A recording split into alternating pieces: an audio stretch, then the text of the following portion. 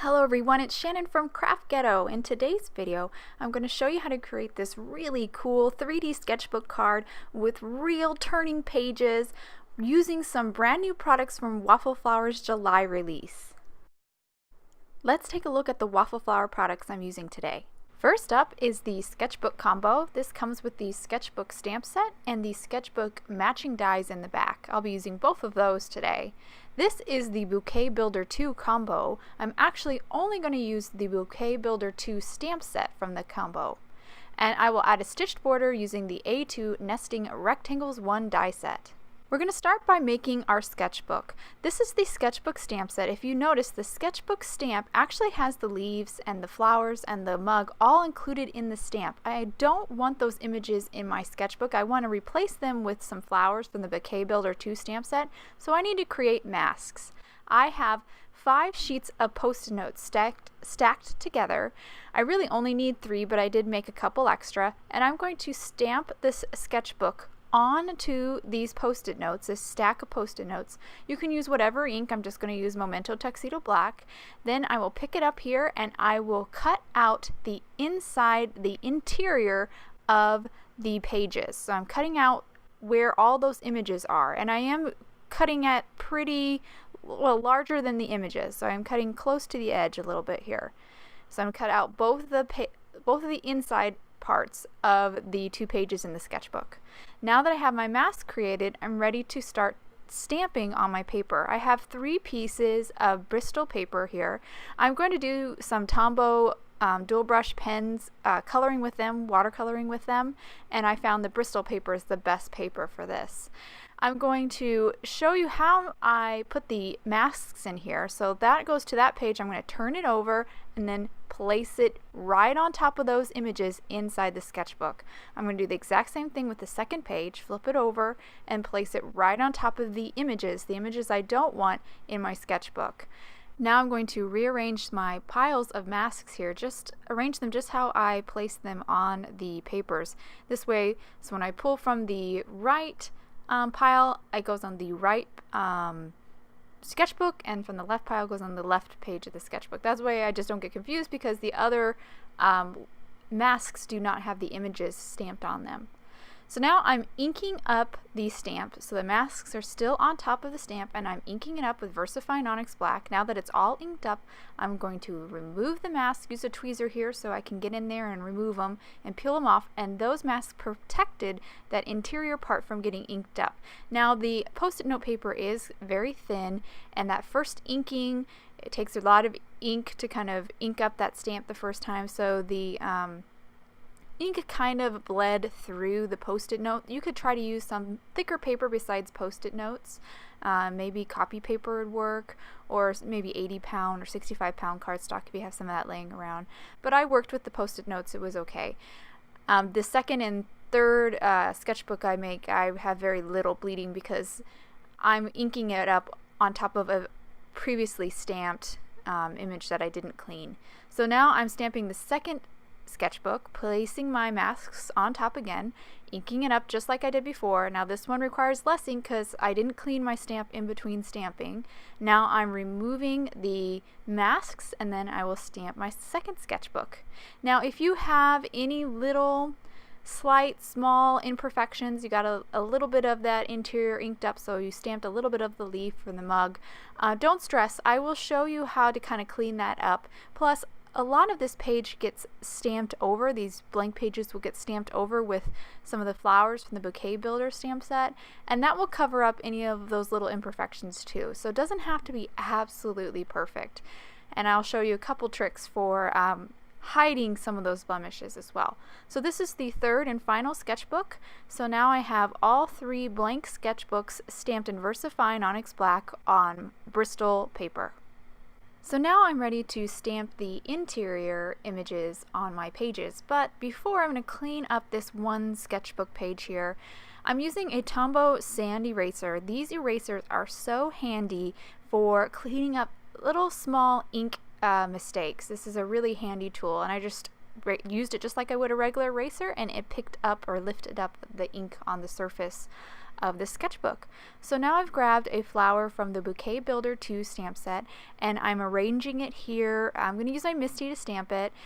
I'm arranging it over the sketchbook pages the way I like. Now a little bit of it hangs off.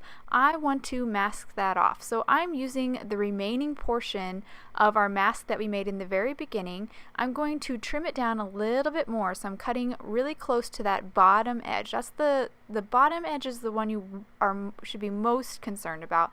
None of my images go up to the top. None of the flowers I arrange go up to the top. So just they start at the bottom pages of the sketchbook. And I remove the center part, move that spine, and now this is ready for me to use as a mask. So I'm going to pull off, I'm just going to use the top layer, I don't need any of the other ones, and I'm going to line it up exactly with the sketchbook on the Bristol paper. And I'm going to actually grab a little bit of piece of tape here just to hold that little cut part where I had to get my scissors in to cut out the interior. Just hold those two edges together. And now I'm going to ink up this flower with VersaFine Onyx Black ink. I'm using VersaFine Onyx Black because it is a waterproof ink, and like I mentioned earlier, we're going to do some watercoloring with Tombow Dual Brush Pens. So I just stamped it, now I remove the mask, and I've got this page finished and ready to color. I'm now doing the exact same thing with the other two flowers from the Bouquet Builder 2 stamp sets, and stamping it on my other two sketchbooks. But I'm still using the mask for each one because I don't want to stamp on the bottom pages. I just want to explain a little bit better. When I did trim that remaining portion of the mask down, I was just trimming right along the bottom edge or the black line of the page of this sketchbook to make a really tight mask. That way when I stamp the flower, it stamps all the way to the bottom edge of the sketchbook. So I just want to make that a little bit clearer. Now I have all my stamping done and I'm now ready to color. I'm going to zoom in here so you really get a good look at what I'm doing. I'm starting with my Tombow markers, coloring directly with the marker to the paper. I have the colors on screen so you can follow along. I start by just coloring the back pages of the sketchbook, and this paintbrush, which I stamped off camera, this is from the sketchbook stamp set as well. And I'm just coloring, leaving some white spots for me to move and get a lighter value and create a gradation. And now that I've got the color down, I've got some water and a paintbrush. I'm using a number 1 round brush here. I dip the brush in water and I use very little water. You'd need only a small amount to get this ink moving and flowing. And I'm just going over all those areas that I colored with my marker. Now I'm moving on to the flower itself. I'm using a pink here, and this is going to be kind of my medium shade because I will blend this out, and every place that didn't get colored will be kind of a lighter shade of pink. This is my dark shade, kind of a dark red, and I'm coloring in all the darker points on this flower. Now that I have the image all colored, I'm going back, coloring or blending over, making a gradation on the surfaces of these petals with a just a damp brush. I don't think I can stress enough, you really need only a small amount of water to get this ink moving over this Bristol paper. It's pretty amazing. And I'm going over and just blending like the red and the pink together and also creating that soft gradation on the petals. I'm going to continue this until I have all the petals colored, and then I'm going to kind of do a little different technique. So I have a piece of plastic here with a white paper taped underneath so you can kind of see the color. I took an orange, scribbled it on the surface, and now I'm picking it up with my brush and painting over the flowers just to add a little bit more color, kind of an orangey pinky tone, and it just makes the flower a little bit more interesting and visually appealing. I also grabbed a little bit more pink to kind of darken some areas, and now I'm adding a shadow with a blue that I've watered down a little bit and just going around the edge of the flower, and this just kind of makes the flower pop a little bit off of the page, and that flower is done. I'm going to pretty much follow the exact same process for the other flowers. Again, my colors I'm using are on screen so you can follow along, but basically I color in the petals, or I color in the flower with my markers, and then I go in with my brush and water and kind of blend the colors out and create gradations. and then I always add that little shadow. I'm going to play some music here while I finish up these last two flowers, and I'll meet you back when I'm just about done.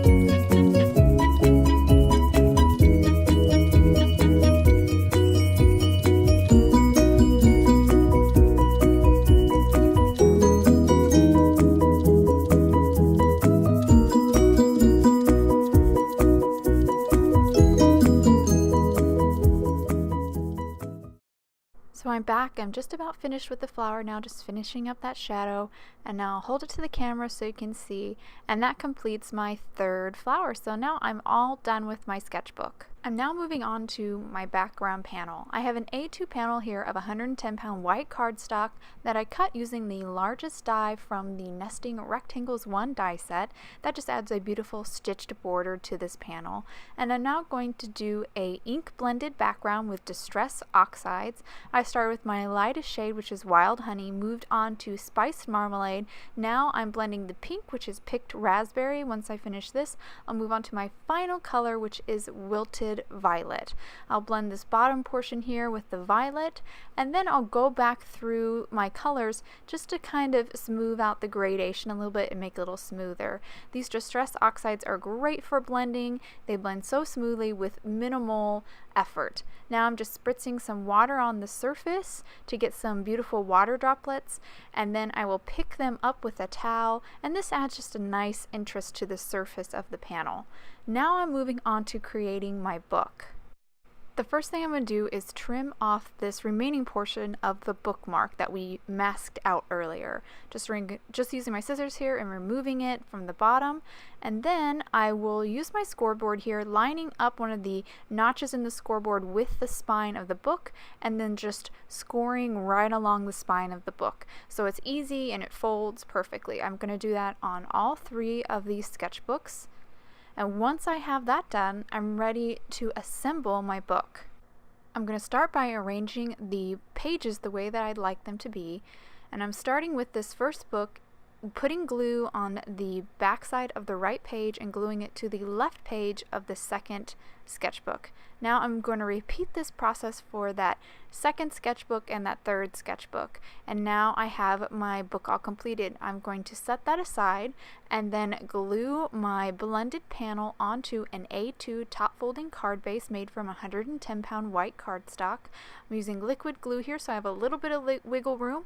I'm just going to hold it down. I did stamp my sentiment, which is from the Bouquet Builder 2 stamp set, off camera earlier.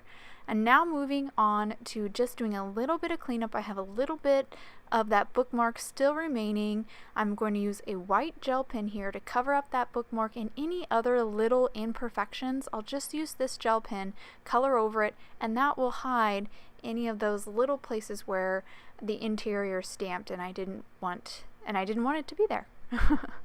Now that that's all done, I'm ready to glue it down.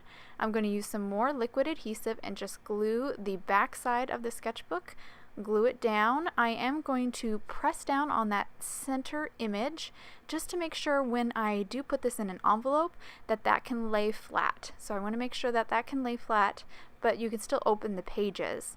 And now I'll put a little bit of glue on the paintbrush, and then that will complete the card. I'll hold the card up to the camera now so you can see all the details and get a good look at those pages. The concept of making this 3D sketchbook is actually very simple to do. I did make it more complicated by choosing to mask the interior of the pages and then stamp a very detailed image on the inside. But you could definitely make this very simply. This 3D sketchbook you saw was very easy to put together, and it's such a fun surprise to receive on the card. I hope you guys enjoyed today's video and project. If you want any more information on the awesome products that I use, please visit waffleflower.com, and you can follow us on YouTube, Instagram, and Facebook for more creative ideas. Thanks for watching.